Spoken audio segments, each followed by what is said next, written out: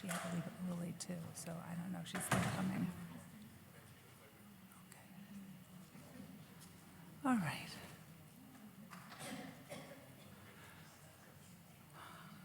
Good afternoon, everybody. My name is Gerson. I'm a rabbi from New York City at the New York Board of Rabbis, and I've been working with the Interfaith Alliance for Safer Communities for the last, 5 years since our beginning in 2018. I am honored to be moderating today's panel with so many wonderful, esteemed colleagues as we're talking about women's empowerment. And I'm curious to know how many of us have studied any bit of women's studies in university? In the room, anyone? Anybody, how we got to this work, why we're involved today, why we're here in this session? There are so many good sessions today. I actually was like really torn. I'm like, I want to go be in all of them. But today we're talking about women's empowerment because equality between women and men is a fundamental principle of human rights and a priority focus of work on international development and humanitarian action. Many religious communities support this principle in action. This session will link the Interfaith Forum to the G20 agenda, highlighting progress, innovative solutions, and areas of debate and dialogue on translating principles into action, which of course we know is always easier said than done. Our guiding questions for today's session is really thinking about the primary challenges that affect empowering women. What are the challenges? What are we trying to overcome? What are the challenges that we have seen that are unique to the pandemic, the COVID-19 crisis, and what are the positive and less positive possible approaches in regards to interreligious and religious communities towards women's empowerment?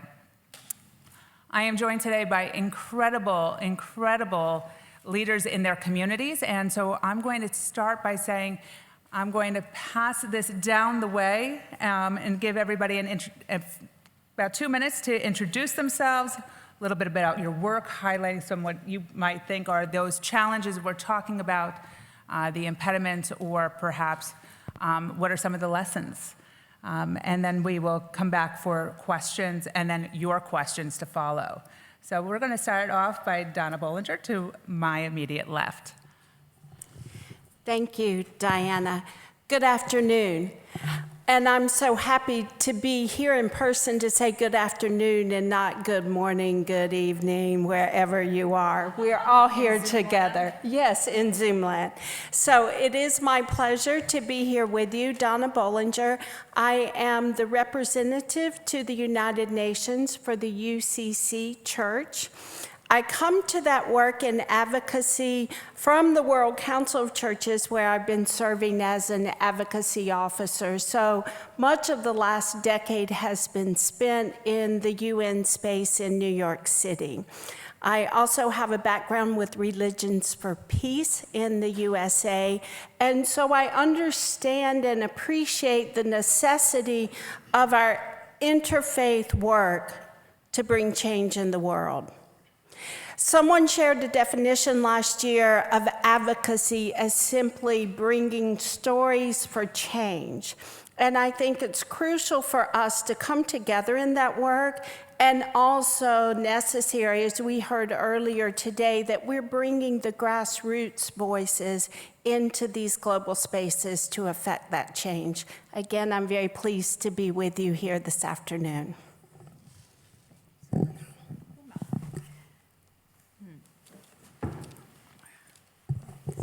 Hello, everyone. You all are so far away. I think we need to get closer because, but I'm sure our souls are together. So first of all, I'm really pleased to be here. I'm Huma Masood. I'm the Gender and Education Specialist with UNESCO Multi-Sectoral Regional Office for South Asia. I am also very privileged to be among all of you for today's meeting.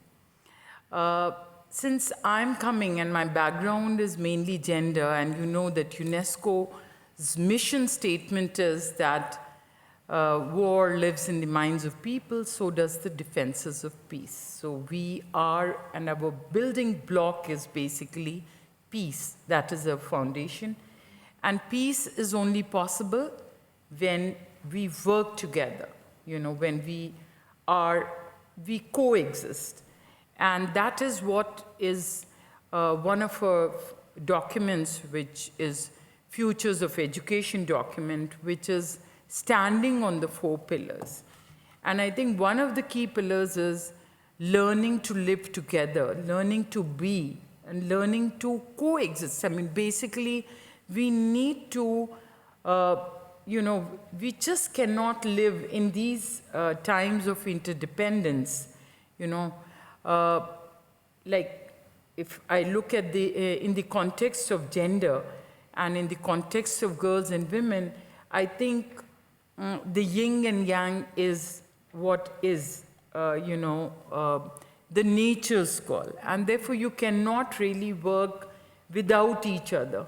And therefore, pushing or nudging one out from the system or not having an inclusive system is not the way forward. And therefore, I mean, I have some talking points which I'll just share. I think in the later this thing, I've been here for 25 years. One of the recent works which we are doing and which we are going to be showcasing in the month of June is on menstrual health and hygiene management. And this is what is also very inclusive of other genders, because there's a lot of fuss in very many communities on this. But if you look at it, this, what we are calling the spotlight on red, is something, it also impacts other genders. It also impacts the very life, the existence of humans. From this red spot is what comes as a future, and this whole world is being conceived. And therefore, I think what we need to, of course, is biological, but it's also both a combination of biology and physiology, which we have to consider. And this, we have brought out 5 modules. We are looking at gender, we are looking at nutrition, hygiene, environment. We are looking at the whole aspect of curriculum. And we have also gone through this whole thing of a womanhood, from early years to, now. So we have divided a coffee table book between ancient, medieval, and modern. And therefore, we want to reflect on it, and we hope that, I really cannot say it right now, but we are hoping that our President of India would do the honors that we'll be able to launch. And we are looking for wider partnership in this, so you all are welcome to partner with us at your convenience. But over to you, ma'am. Thank you. A very good afternoon, friends. Khush Amadid. Is it on? Adab. I think. No, okay, thank you so much. Thank you, Diana, for a very lovely welcome note to all the co-learners who are sitting just across, and the co-panelists, with all due respect, who have an authority on this subject. I still myself find as a learner in this domain. Since Diana has given a privilege to speak about us, my journey with the women's issues began in 1995. I clearly remember the day. I was a student of JNU, and my proposal for a PhD was going to be approved. That was on foreign policy of Ethiopia. I was a student of a School of International Studies, Center for West Asian and African Studies.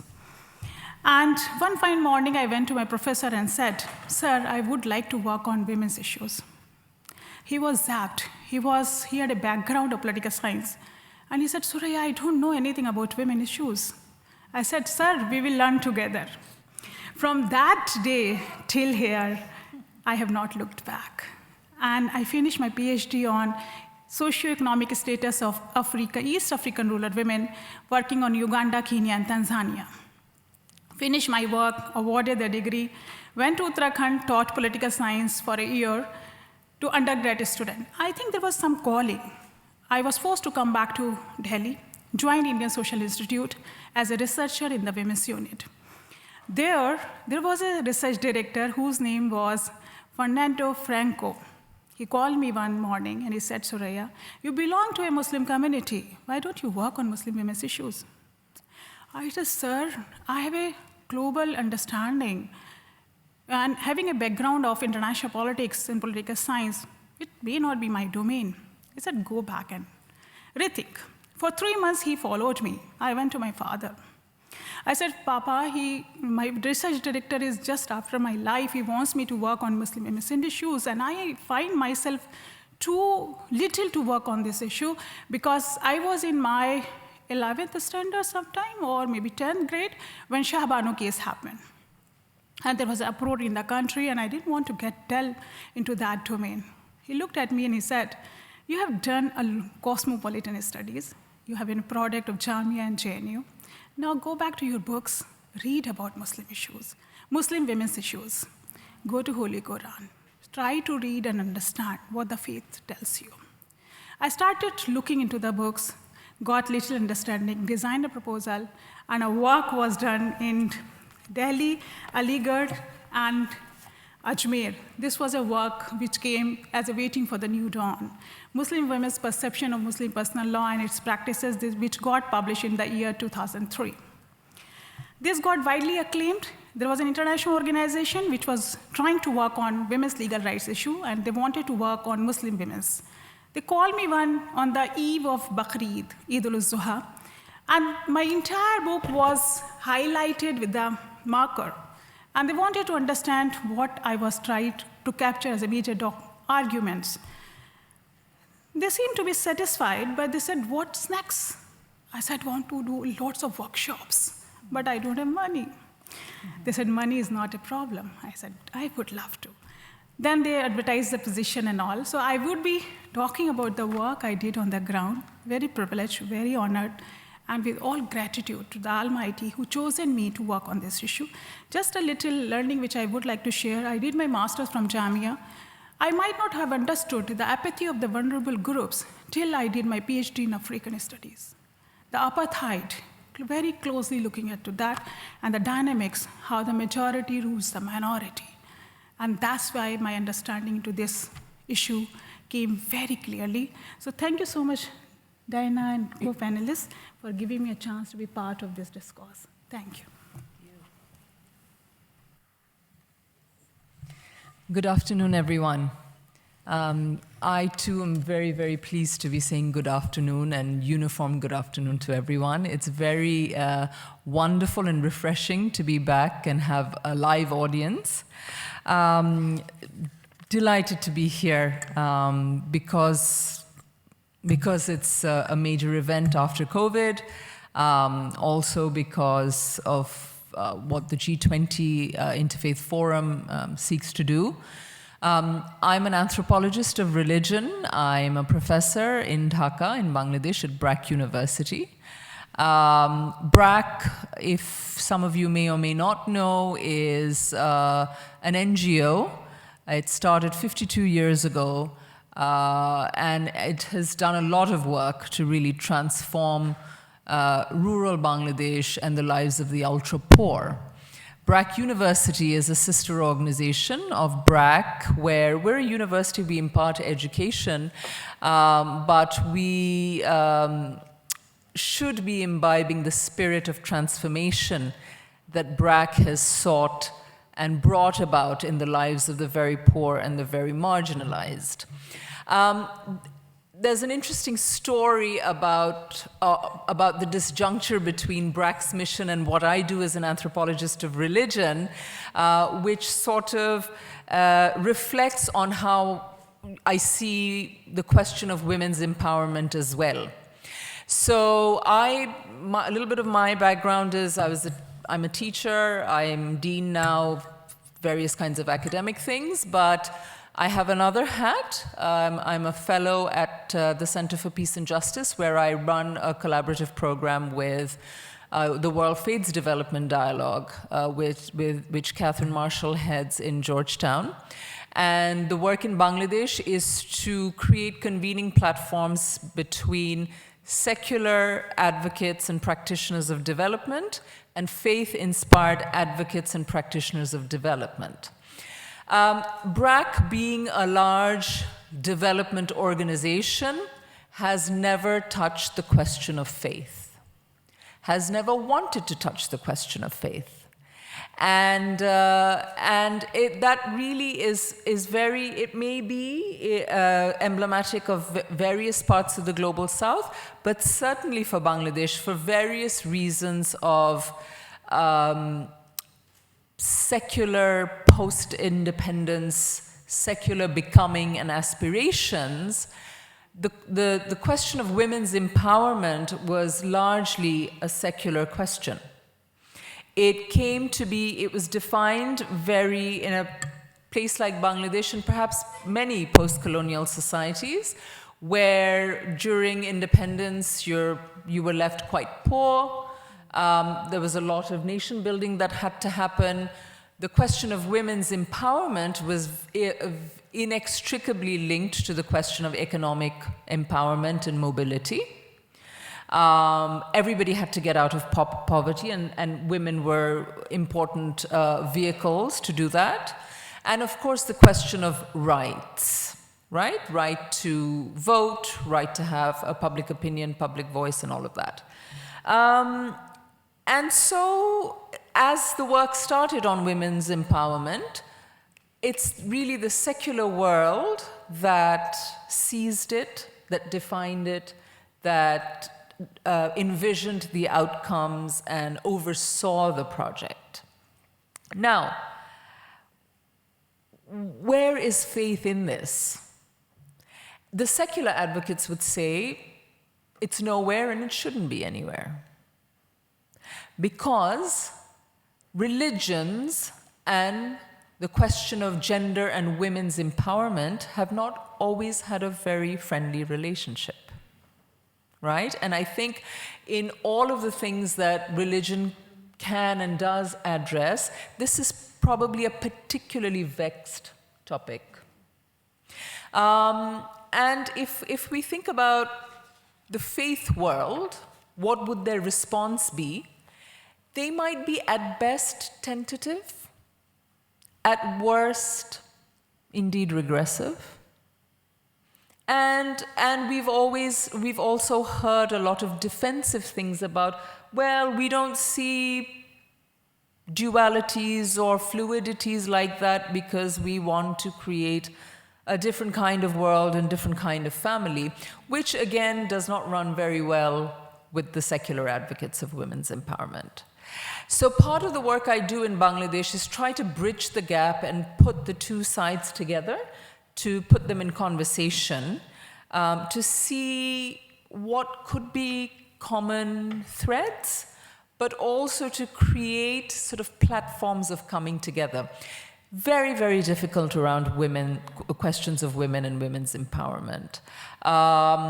I see colleagues from Indonesia. I know a little bit about the Indonesian context as a Muslim majority country. I think substantial more work has happened there. But in South Asia, I think there's still probably quite a lot of work to be done in terms of building those bridges and in terms of finding a platform where women's empowerment can be thought of and rethought of, and all the sort of pitfalls can be taken into consideration.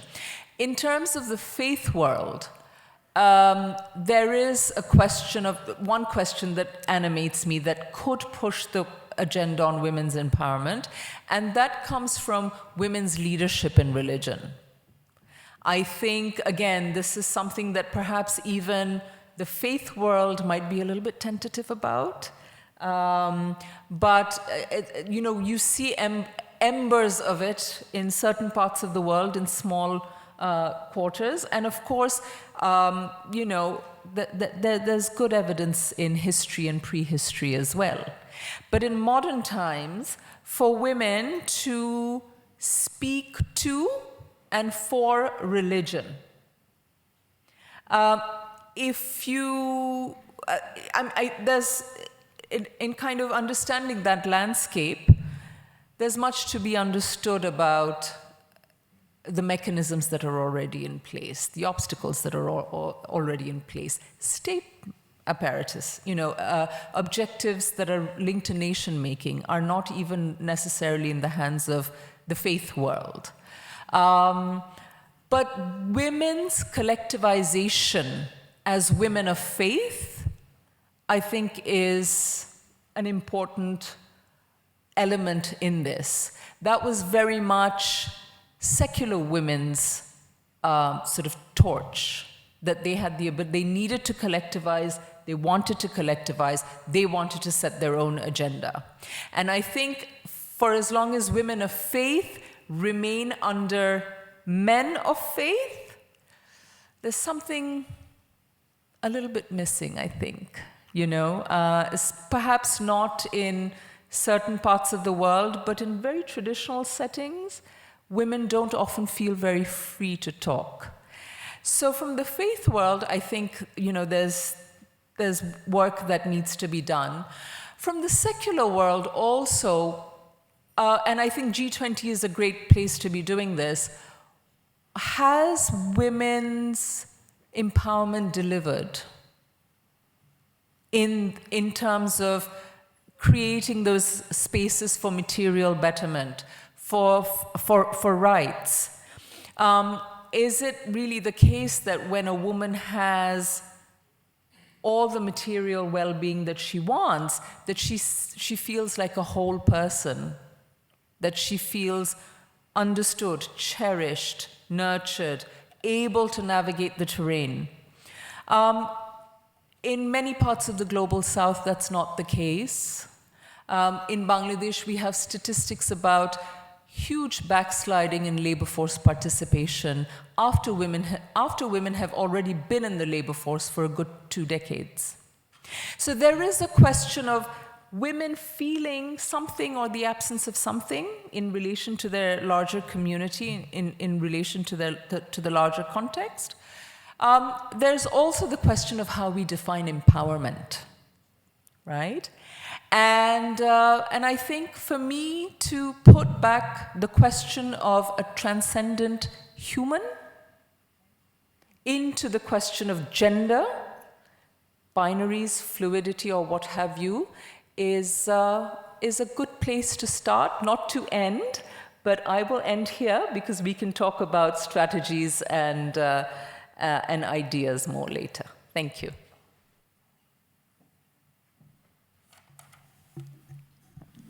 Thank you very much. Thank you, Diana. Bismillahirrahmanirrahim. Assalamualaikum warahmatullahi wabarakatuh. Good afternoon, everyone. Shalom. And every greetings that is fixed with your belief. Thank you very much. I'm Professor Inaya Rohmania. Actually, my background is I'm a professor in sociology of religion, and now I'm the dean of the Faculty of Islamic Theology and Philosophy. And talking about philosophy, you can imagine that, you know, many of our faculty members are men, of course. And here we go. I think instead of being a dean, I'm also active with my friends network, like your network too, with Women Ulama Congress in Indonesia. We have a Women Ulama Congress which consists of women's ulama in Indonesia, hundreds of women ulama in Indonesia. And here maybe I can share about what we have already done so far in me as a dean and part of this movement in Indonesia. Because it's part, our faculty is part of State Islamic Institute, State Islamic University in Indonesia. Actually, our vision is to integrate between religious studies and modern sciences. And what we have to do when it connect with women issues then is first, of course, structurally we have to make it very systematic that we are required to design, it's in the university level and in faculty, to design inclusive curriculum, including inclusive gender curriculum. And for example, in terms of gender issues, we have courses on gender, sexuality, and religion, for instance, and we have religious-based courses like gender and religious interpretation and stuff like that. We put also research on gender and religious issues as part of our faculty roadmap. And the second, we also develop inclusive strategic plan, because this is actually the guideline that will lead us to to achieve our targets in creating the inclusive understanding on Islam and religion, of course, and inclusive gender interpretation of religion. And the third, we work for institutionalization of women empowerment programs. That way, in our faculty, we have what we call a House of Gender, where in this center, we develop many programs for women lecturers, students, to create inclusive atmosphere in our faculty and in the university. And also for the victims of, gender-based violence when it comes, it happening in the university and the faculty level. And four, we develop gender budgeting, of course, to make sure that we have financial support to make this dream come true, to what you call disseminate inclusive gender interpretation of religion and healthy atmosphere in the faculty. And then we also have a program to disseminate inclusive gender religious interpretation, and we conduct publication stuff that we have to do as an academician, and also we work with many agencies, including with Millia Institute. I will talk about it later, that what we have been work instead of very structural things and very formal things in the level of faculty, we have also many things engaged in the society level with Women Ulama Congress in Indonesia and Millia Institute, working with teachers from many Madrasah is religion-based schools in Indonesia. And first, with the Congress Ulama Perempuan Indonesia, we call that KUPI. KUPI means, in English, stand for Women's Ulama Congress. This is the first Women's Ulama Congress in the world that we have now just last month. In what months? In March, we have the second Congress in Indonesia. And here what we do in this network, this is a network of women ulama in Indonesia, including women ulama in our university and in faculty. This is what we have done so far with this network, that we reconstructing and reinterpreting the concept of ulama, because this is the most important thing. Many people still think that ulama is always connected with men. And here we go. In this network, we reinterpret, and it's based on the dalil, on the religious sayings, based on the Quran and Hadith and whatsoever, that we finally tell people, come on, you as a woman, you can be an ulama just like men. Not only similar, but the same.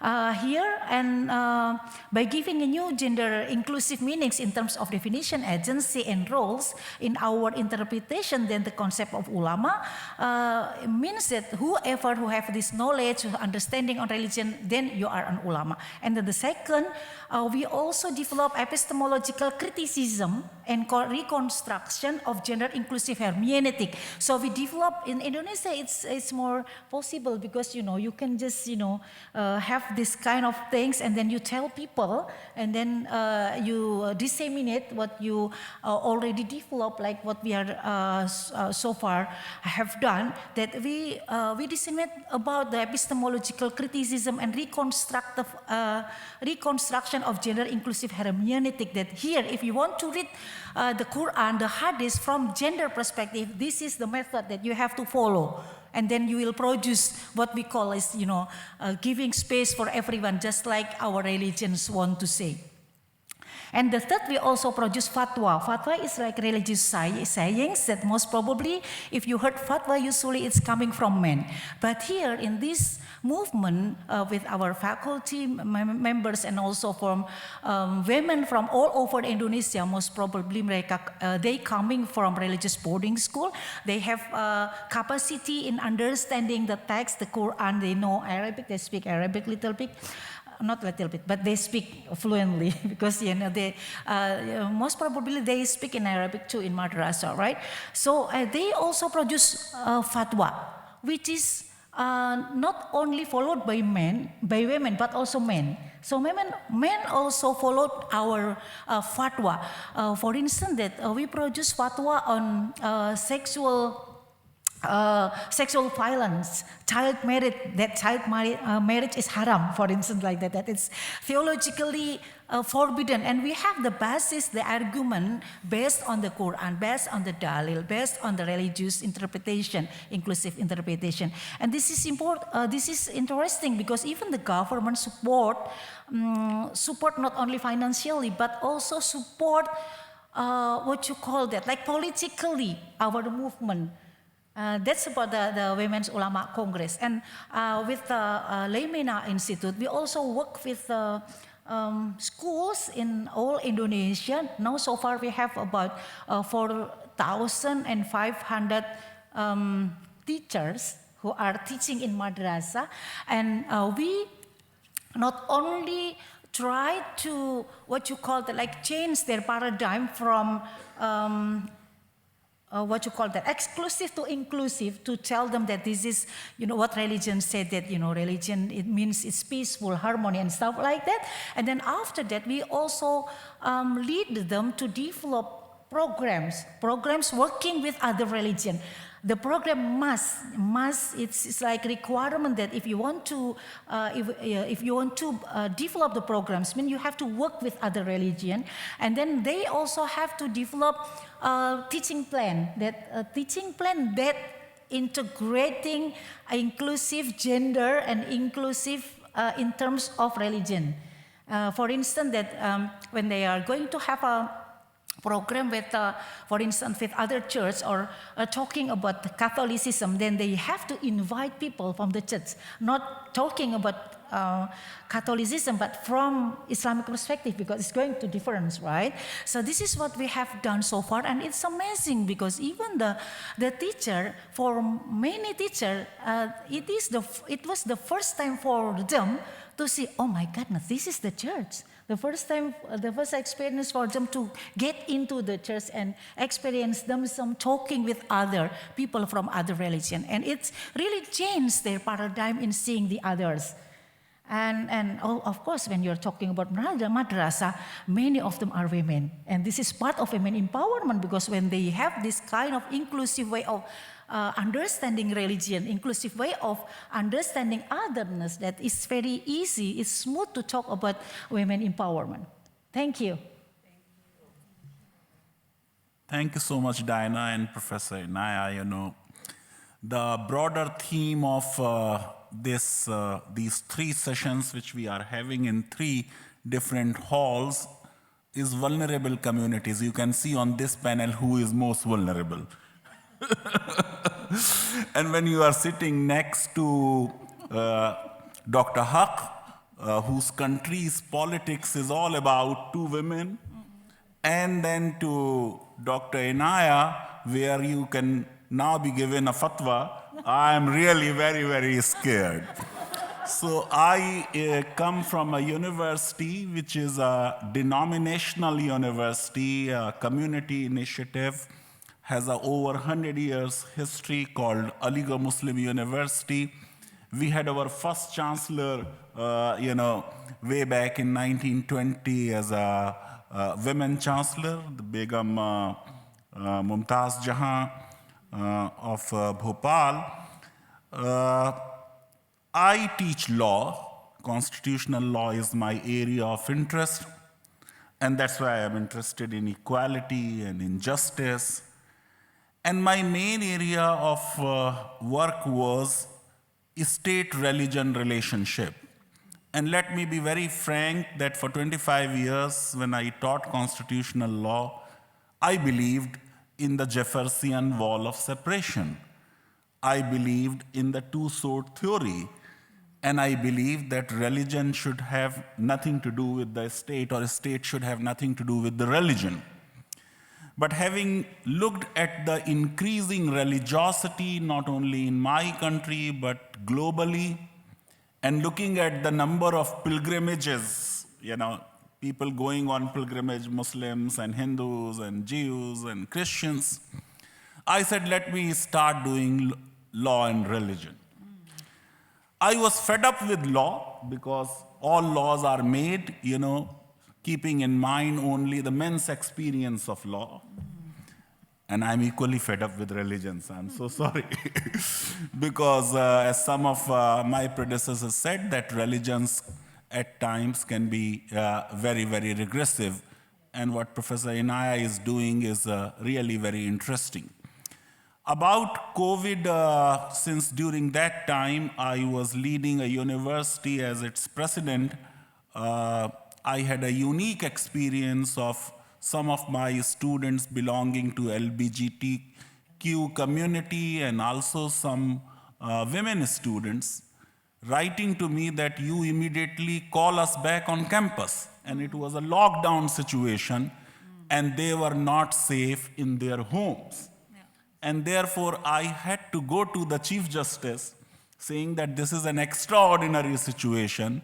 My children are not safe in their own homes. And therefore, I need to lift them.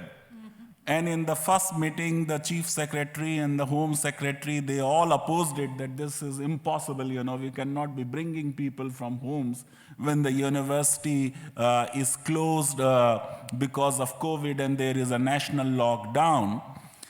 But I insisted, and then I started bringing them. So that was one experience of managing university while students are at home and providing them reading material and online classes, but bringing some of the vulnerable students on campus. That was my experience about COVID. I really look forward to this illustrious panel where people have worked on Muslim personal law and people come from diverse backgrounds. I know men have largely been the perpetrators of violence and discrimination against women, and therefore it is important that we educate men like me. Thank you.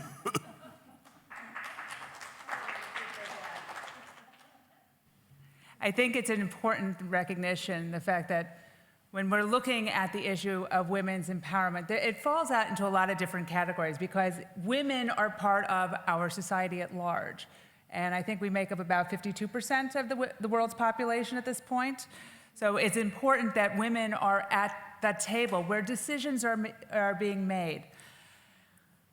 When I was looking at the questions that you all provided to me, I kind of saw a synthesis between a few different areas. One, the need for education. Education is at the core.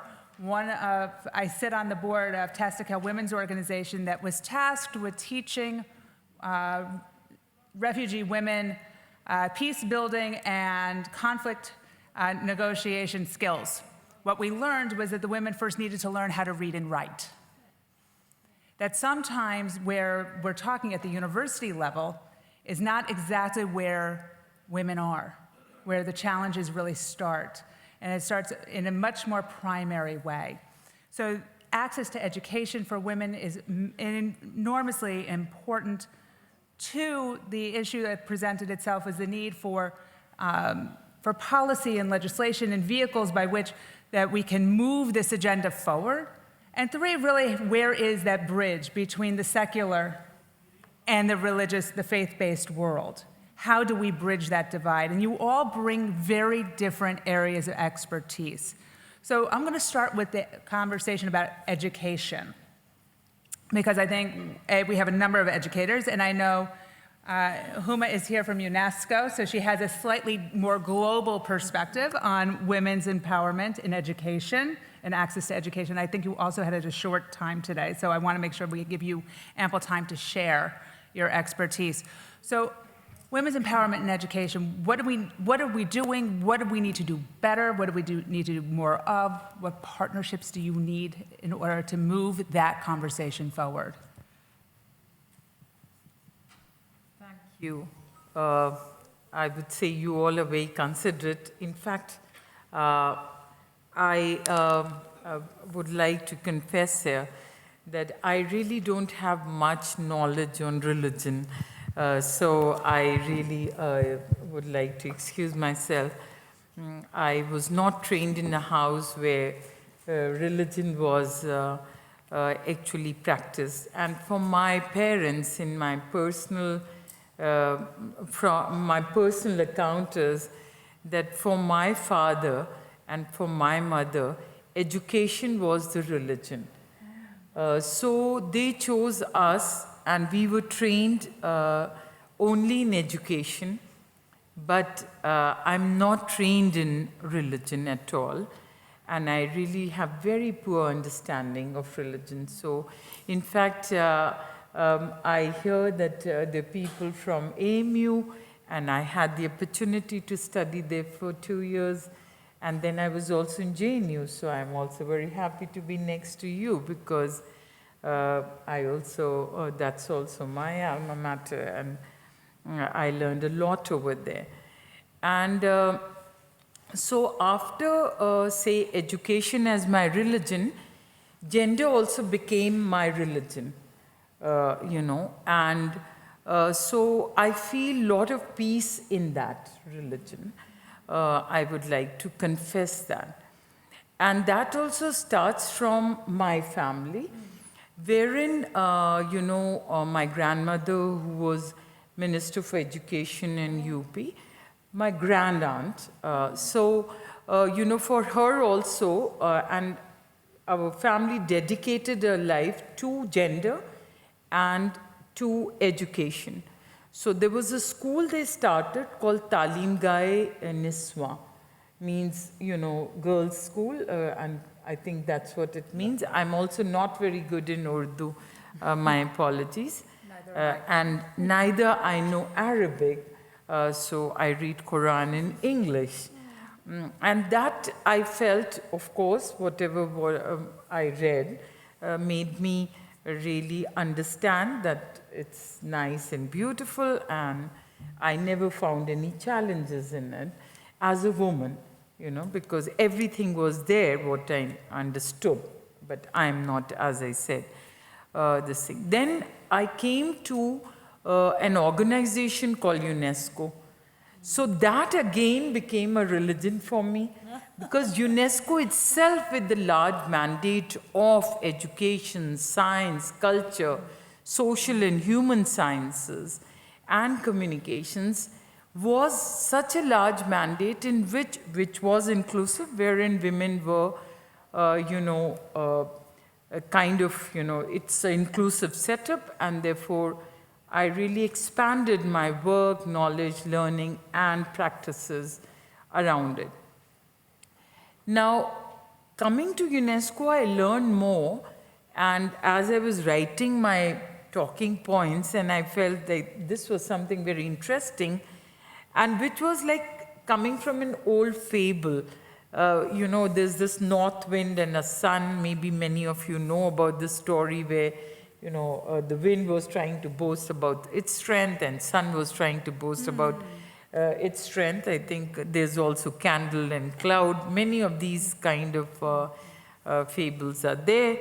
But, you know, the whole thing which, you know, is, I think, around this is that, you know, it came out as what I would call, you know, I mean, when the sun made, you know, a person take off the cloth, so the wind asked the sun how she managed, and she replied, I was very happy to know that sun is called she, because I always thought that sun could be manly.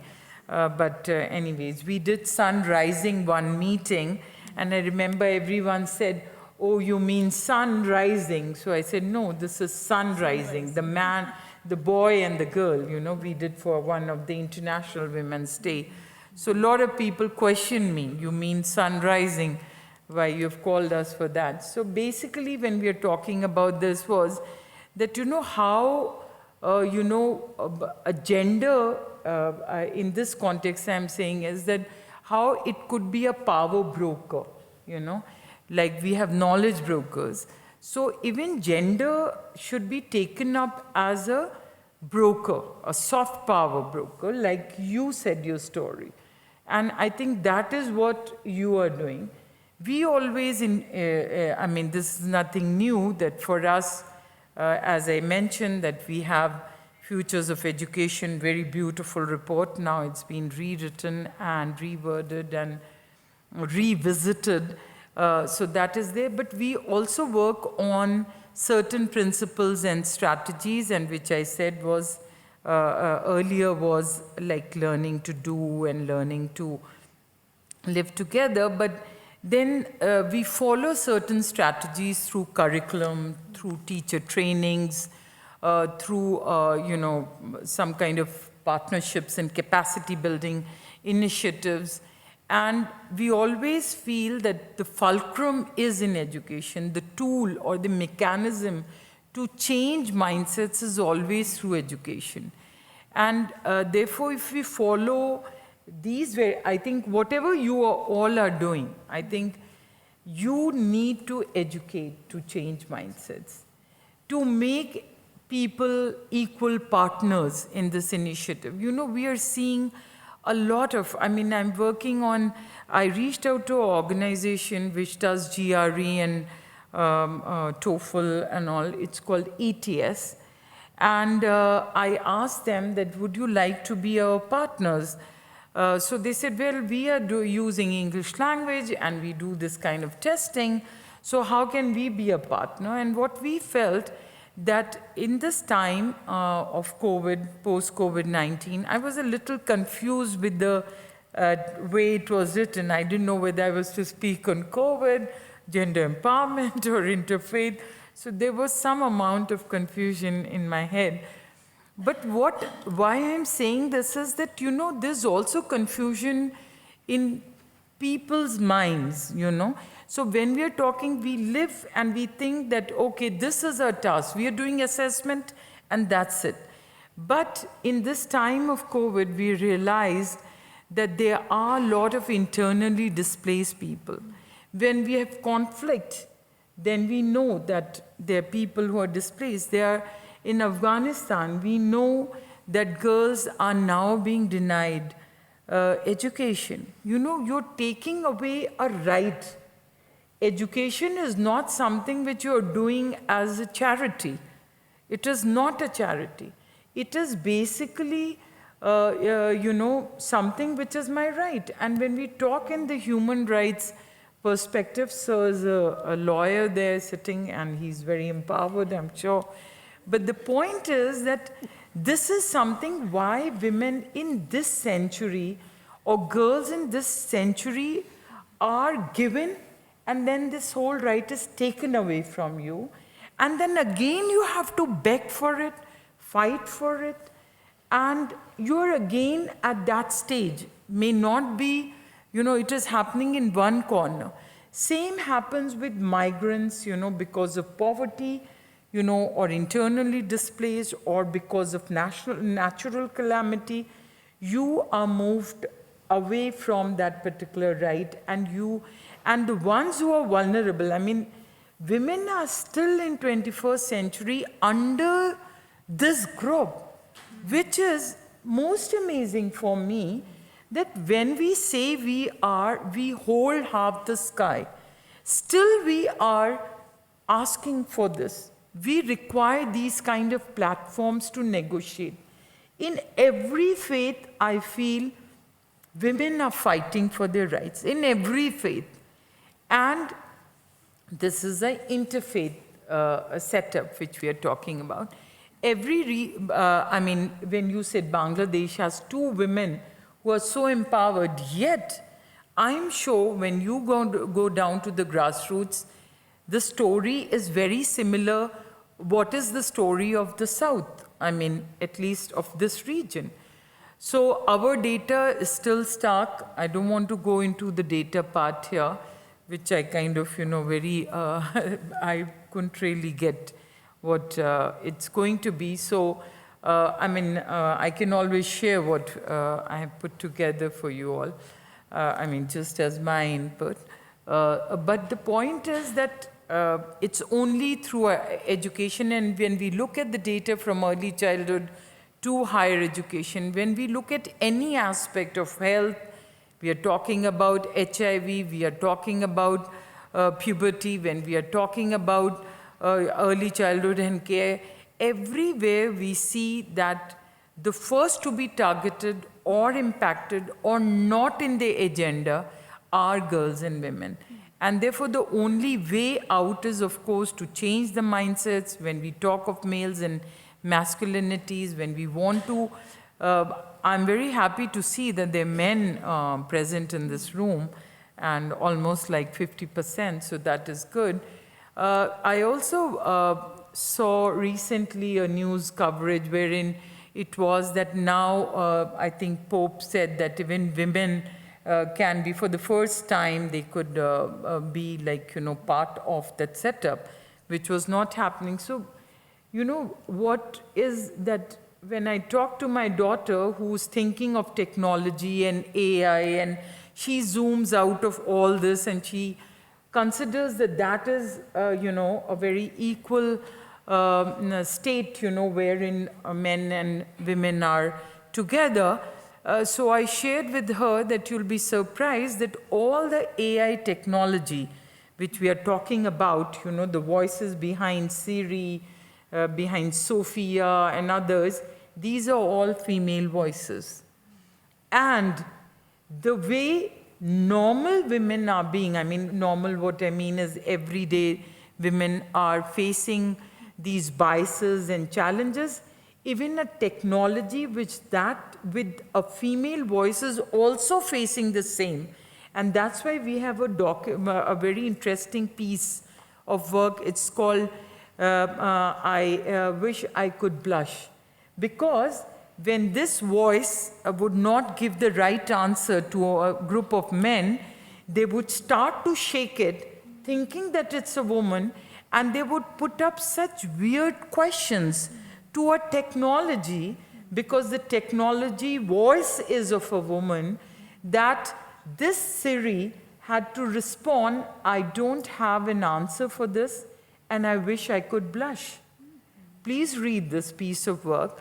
So means the whole psychology, the whole thinking, the whole approach is such that even with all the education which we talk about, we are not able to make a dent. And I think what is important is that women and men have to come together and see that how we can create that space for women. For this document which I mentioned, that I brought out a set of modules on menstrual health and hygiene management, we thought that we will use the symbol of genders, So the person who's printing, so we said, okay, there are two, then we said, okay, we can have 3 genders. Then we realized that this could create a lot of problem, because, the acceptability of symbols is also not there. Leave aside, thinking part. So means the struggles are immense, and I think this is a very good platform, and I'm sure you'll be able to find some good answers and responses, which I hope will be acceptable, to the larger audience whom you want to reach out to. What I wrote and what I'm saying is something different. This was a little bit academic, but we need to really deliberate a lot if we can have maybe some kind of an online platform, wherein we should start to build on something and then try to implement those as some small pilots. I think that would be something interesting. And in whatever way UNESCO could maybe support, we'll be more than happy to do this over here. Thank you. I have another meeting, I'm sorry. And we are all engaged in this And we are G20. so short on time because they keep sending me notes like, and we're going to stop a little earlier and a little earlier. But there's something that I think you just picked up on that I think is really important, and that is the idea that we have to be working in a more collaborative fashion. Maybe we need to build systems. Now, I know that we have legal systems, and that happens mostly at the government levels, national levels, more regional, state, provinces, down to local grassroots. And that even begins with who's on the school, who's in charge of the education in a certain town, a district, a village. It always looks a little bit different. And then we have the global systems. I mean, we are here, this is G20, right? G20 is 20 nations. As we heard last night, also, they've brought 120 countries to the table to have these conversations in different cities around India this year. Donna, if you can speak a little bit about some of the, I guess, the more global systems as you understand them from your time at the UN, working as a faith-based organization, and also just on the very grassroots work that you've been doing in Nigeria, because I think that really impacts how these things all intersect, that what we were talking earlier today, the global, local, or as I like to call it, the glocal realities on the ground. Thank you. As many of you know, there are a number of UN mechanisms that deal with women, from UN Women, the Annual Commission on Status of Women. Many of you might have taken part in some of these processes. The CEDAW Treaty for the elimination of discrimination against women. Just a couple years ago, we were at the Beijing Plus 25, so 25 years since the Beijing conference. Out of that grew action coalitions, and even the Women, Peace and Security Humanitarian Compact. Many of you have probably worked with UNSCR 1325, dealing with women in conflict. But the issue is, none of these mechanisms can be any better than the input that goes into them. So that's where it's crucial that we have the grassroots voices being brought into these mechanisms, into these spaces. And so as someone who does advocacy on a global level, that's been my challenge and my commitment on a daily basis. So we look in the room. What are the voices? Who are the faces? Who are the people who are not here? Well, first, very often, as we know, it's women. Then it's young women and girls. And then perhaps even more restrictive from certain parts of the world, from different contexts.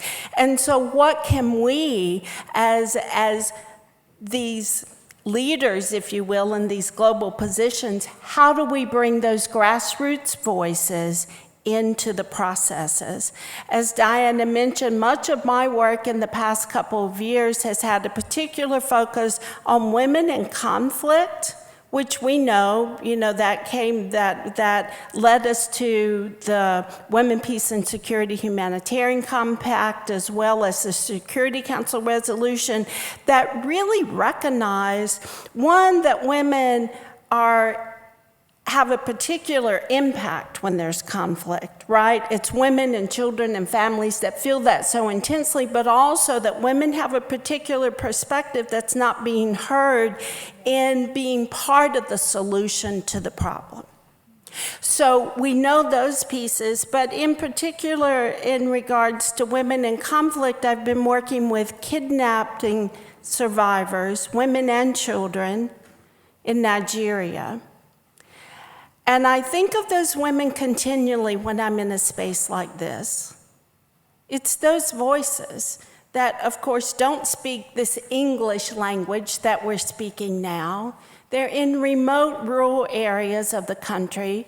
They're kidnapped for not any ideological or religious or philosophical viewpoint. No, it's simply a matter of economics, kidnapped for ransom, and they have no voice. And the first time I traveled to the remote area of Kaduna, that's what the women said to me through the Hausa translation: we want to tell our stories. We want people to know what's happening here. People outside of this country to know what's occurring here.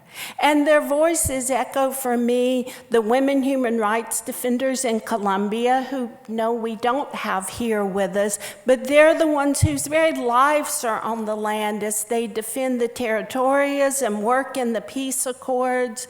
Women in Madagascar who have no education, who have no voice, but are suffering from obstetric fistula, and because of that are ostracized in their community. These voices that I think are the very voices that have encouraged us to do this work.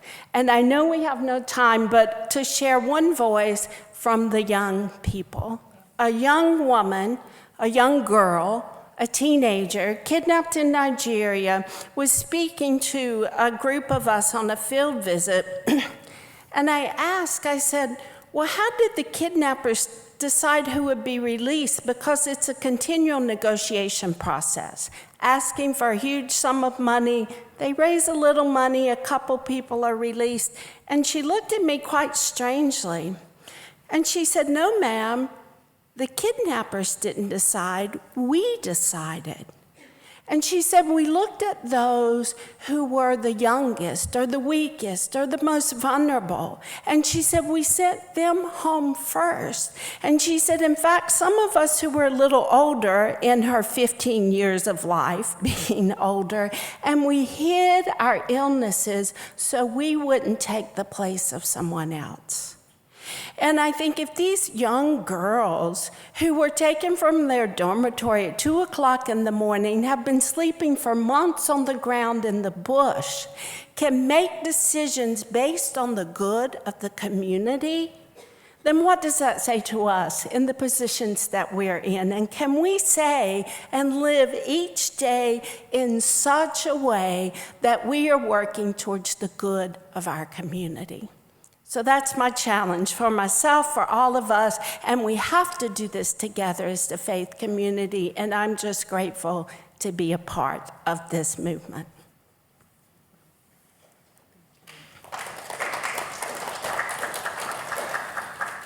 The stories of women, the stories of children are, I think, why we all do this work. And I want to give a few minutes to hear from all of you. If you have questions, we have such incredible experts up here from the education sector, from the faith sector, from the legal sector. If you have a hand, we have a roving mic, and we have about 11 minutes. Well, I would like to, I'm here. Well, this is something wonderful happening here. And we've been working on right to enlightenment, especially for women who can really do genetic engineering. Because the woman produced that child which can be developed through that spiritual literacy. I'll be giving you some of my books, today I have got in my bag, so that you can go through it, that how to understand that spirituality, whereas you got to understand all those religions and their theme is spirituality, and spirituality is not a religion. It's a unifying factor for the mankind, for the whole humanity it is. So how we can really understand this concept of spirituality, which will bring that empowerment to women, that they can do something wonderful and they are equivalent to men. And that's how I would like to present you those books. Thank you very much. Thank you. Can we take one more question and then we'll try and answer? Real quick, I just wanted to add, if you go on to the app, they do have some great questions as well as commentary on women empowerment as well as the other sessions. So if you go to the bottom of your app, there's a little sign that has little 3 lines. Click on that, then go to About. There's some great questions that could help you guys with your discussion. Thanks. Okay, thank you very much for the opportunity for Rabbi and Diana. And before I proceed my question, I would like to extend my respect to Professor Faizan Mustafa. It is very difficult, of course, being alone there.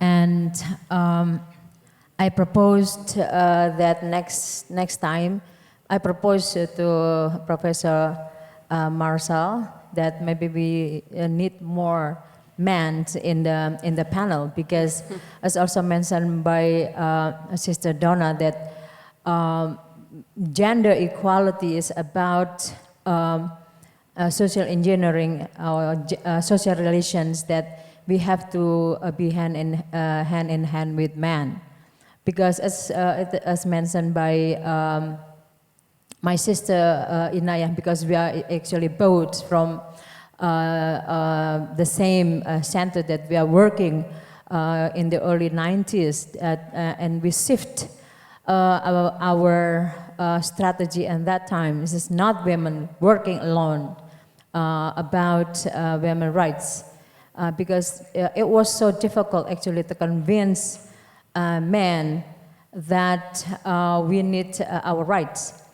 And in our university then, we decided to have male with us, our progressive male professors to be with us, to talk together, partnering with them, especially to men, that what is actually lacking from women is actually part of a social justice. So we shift justice is not only it's not only rights, but we broader that as a social justice, which include men, and it's quite fortunate that this mechanism worked very well in Indonesia, and now we have more space in talking about our rights, even though still in numbers. In politics, for example, we are struggling on that. I think the question is, my question is that it seems to me that there is still gaps with the social and religious consciousness about gender equality and the number, and much more in public position. So that is actually all the puzzling aspects of gender or women, gender and equality and women empowerment that we face, especially in Indonesia. Through this kind of analysis, we tentatively we say that maybe this is it is about more the very basic arguments, or the very basic foundation for that. It is when Sister Inaya said that we finally dare to say that we have the Congress of even the ulama. We breaking the social perception of ulama as men. So we deliberately we say that this is the Congress of women's ulama. So being a women ulama is very important, because this is actually, Sister Donna, that it's become also the obstacles of us in saying that, because we don't have rights to say the things that is very substantive in our belief, religion. Once women have that capacity to launch the fatwas, then this is it will be the big step for the future on that, especially in Islamic tradition. So I also I would like also to give my respect to Rabbi Diana.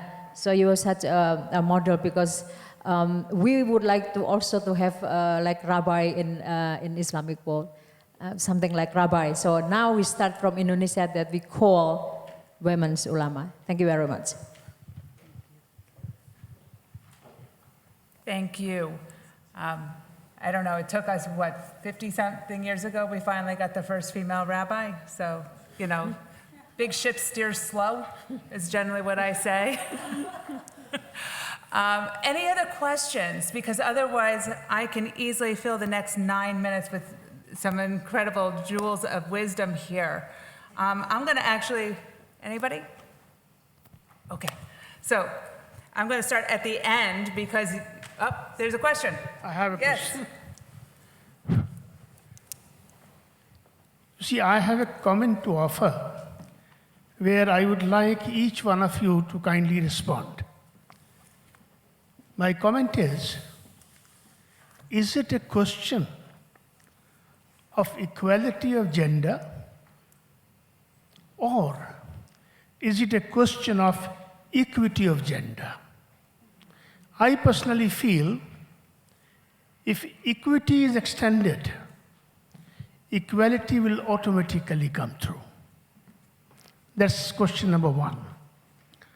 The second question, rather it is more an information to share. In Islam, a lot of discussion is being held on gender equality. What generally people forget, Islam does not put any financial liability on the head and shoulders of women. It is exclusively the responsibility of men to earn and to feed the family. Islam gives the women the right to work, the right to seek education, the right to seek equity and equality, the right to seek justice, and so on and so forth. It is not stopping from anything to women, but primarily it is not giving any financial liability simply because it wants that the generation and its grooming, which forms the society and the social fabric, much more importance, something which is not given by other faiths. And the last thing which I would like to say is that the earnings of women, I want each one of you to kindly concentrate. The earnings of women, the men has no rights on the earnings of women. So these three things, I would like some of you to kindly respond. My first question, I repeat again, it is more a question of equity than equality. Kindly respond. Thank you so much. I'm actually going to have the panel respond either to the question or some closing remarks, but brevity is key here since we have 6 minutes to go. I'm going to start at the end with Faizan and give you a chance. We don't want you to feel boxed out of the conversation today. No, the whole question of what Dr. Khwaja Iftikhar is saying, I am in a difficult situation because I teach constitution. And in a constitutional democracy, it is the constitution which has to be the supreme law of land.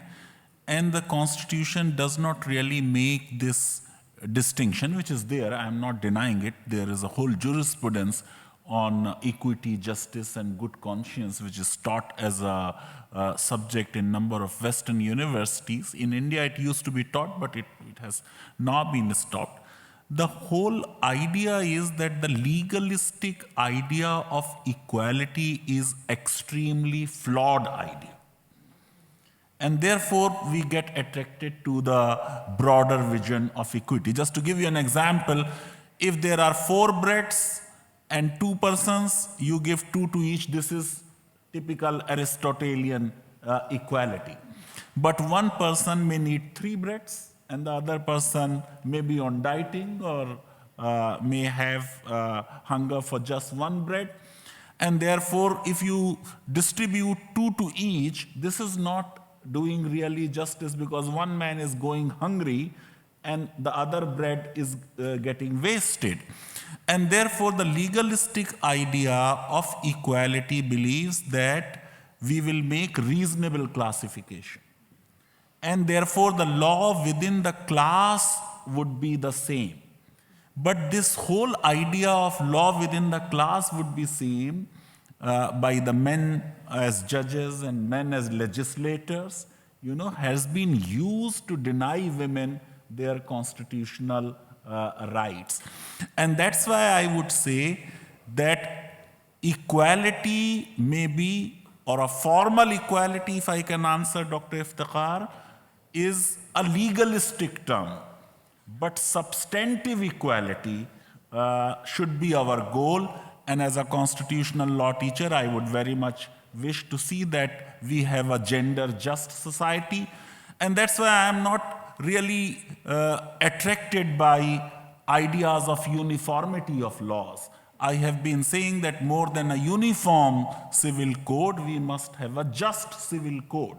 And legal pluralism is a great idea, so it is not necessary you have one code, you may have multiple codes, but all codes must be compatible with the constitutional ideas of justice and equality, and we must tell our clergy that Islam is also talking of justice and equality. Therefore, this whole endeavor is not an un-Islamic endeavor. Wonderful, thank you. Professors. Closing statement? Closing statement, answer his question.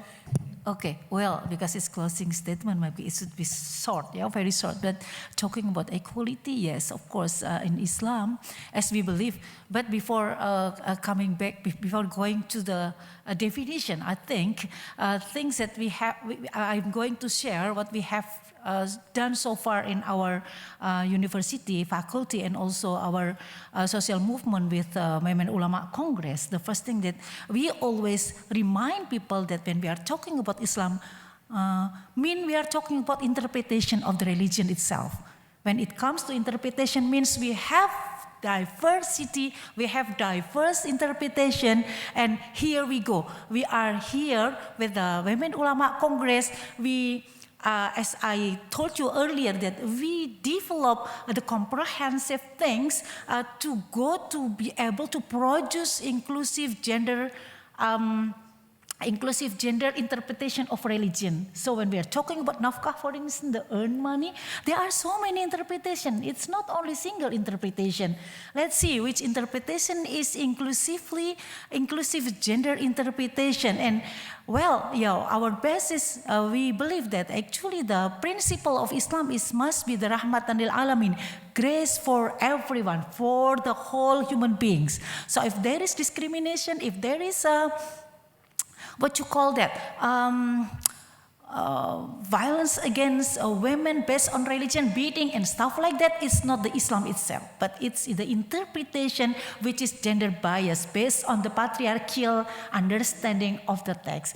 And about the equality and equity, yes, it's in our understanding of Islam that actually what become our vision is that we believe that just is the highest level and the closest things to be the pious people. Means that, if you want to be pious people, you have to do justice. And justice is the result of the equality. You give people the same access, the same access and participation, and then you give them their right and stuff like that, and then the results is actually equality or justice, and that's Islam again. And we are always talking to our friends in Indonesia and in other words that if you are Muslim, then you have to do justice, including gender justice. Thank you. Thank you. I think on the equity versus equality, I stand with Dr. Mustafa on substantive equality. I think I won't go there, that's already been answered. I wouldn't have said anything differently. I want to throw in two elements here. I think we've talked about, Professor Inaya just talked about interpretive traditions. So I think the question of authority is really important, especially as we're talking about empowerment and how worlds of religion and faith intersect with it. I think authority is extremely important. I think, are we all, be it the faith world or the secular world, willing to question our own authority and what that brings to the table? I think that's key. Also the question of choice. What you had just said about the Kiwama complex, the Kawamum, that man is always the breadwinner and women don't have to. Well, one thing is, is that binary fixed? Is there an element of choice in that? And the other thing is, what's the ideal and what's the real? I'm an anthropologist. If you look at how these things play out on the ground, if you look at a country like Bangladesh, which is still very, very, in spite of a lot of gender improvement, it's notoriously high, as well as India, for child marriage. Right? So if we're looking at something like child marriage, whose choice was it? And then when that, and the story, I've actually done some research on this, if you follow women who were married off early, even before they knew what was happening, you know, that they could say no, right? If you speak to them 10 years later, a resounding majority are miserable. A resounding majority want to go back to school. There's no way to, it's been taken from them. And then rates of abandonment by their husbands is extremely high. They pick up, they leave, the husband marries again 2-3 times. There's even no talaq. She's left with 2-3 kids. She comes to the city. She works in a factory. That's the misery. That's her life. That's the reality. So when we speak of, and from the faith world, we tend to speak of these ideals as if there is some utopia. Well, it's not a bad aspiration, but there are many layers in the structuring processes of a society that you have to go through. And you have to take into consideration what needs to be done at that society level to address each layer. Right? So for me, I'm very wary on falling back on some kind of a utopian formulation about gender. I'm very wary about that because on the ground, it's a very, very miserable situation for women, you know, who even before they learned they could say yes or no, or they had a choice, it was taken from them. Pathways have been taken from them, and that needs to stop urgently now. So I think for me, the question of choice, who has the choice, who gives them the choice, who should have the choice? We've had a very scary legislative change in legislation about early marriage. Official age used to be 18. It's been brought down to 16 on the request of some Islamist forces. And our government, which is a secular government, was pandering because of vote bank politics. You know, we know that happens, right? And Islamists were very happy because that's the ideal place. A woman should and could and only should be a mother. And, you know, if we were to bring in the voices of these women who were married early and given them a space to talk, what would that ideal age for marriage look like? I think that's the conversation for a society that seeks justice and seeks peace and flourishing for themselves. Thank you. We are so over. I'm going to get in so much trouble. So I think this was must be, yeah, I'll do that. My friends. But this is very, very important. As a teacher of women's studies and as a researcher on this issue, when somebody asks me to talk about women's empowerment, it becomes very challenging for me. Because for me, empowerment itself is a very complex and an abstract idea. And we need to have a deconstruction theory, what my co-panelists just responded back to a query, equity and equality. I do agree, equity is a process and we all reach to equality. And Islam is talking about the ashraful makhluqat. So both men and women are falling into that category. We may have different roles and responsibilities, but we do have a privileged position from our standing point. Problem with us is that we find there is a dichotomy in public and private spaces. The private spaces are not recognized, not valued, not remunerated, not valued, and must or sometimes become prone to violence. That's the problem sir comes in. So we need to be very careful when we are talking about personal is political, is a Western Western feminist idea, but I do agree. Personal is political. Make the state accountable, make community accountable, make people around you accountable for the position or the condition you are all in. So I will just say, whenever we talk about the challenges in the way of women's empowerment and the strategies we think of, we need to follow the iceberg theory. Whatever is visible to us is only a tip of the iceberg. It's beneath the water is a block of ice. We all need to see that. We make a mistake of homogenizing the women's agency. I do agree with Professor here, who said that leaving no one behind, even the last voice in the room or in the globe, need to be recognized. How do we do that? We need to map out heterogeneity. We are all diverse. We come from different backgrounds. We have different needs and aspirations. These needs to be mapped out. So the ground reality, CEDAW Convention, Beijing Conference, UDHR, all need to be mapped out. And exactly what I was talking about my work is what I did on the ground was 7 years. The New Dawn Breaks. So the book you saw, Waiting for the New Dawn, then the second is The New Dawn Breaks. That we were waiting, but what happened on the ground were exactly the positive results. So you need to map out your strategies according to the needs of the group you are addressing to. We need to make a caucus of some change makers in every corner of the globe who become the voice of the voiceless, or who bring those voices into such rooms where they represent their stories and inspire us and make us very clear about the strategies we all try to make. So thank you so much for giving us a presentation forum to talk about. Thank you.